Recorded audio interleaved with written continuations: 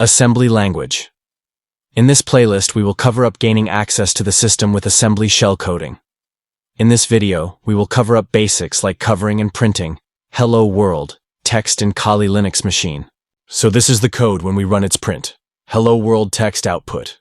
We will understand each and every line. Section.data. This directive tells the assembler that the following lines belong to the data section. In this section, you define static data constants, strings, etc. that will be stored in the program's memory. HelloDB Hello World, Zrenia. All the code each line has been explained in this text file. You can get directly download button link is in description. Stranded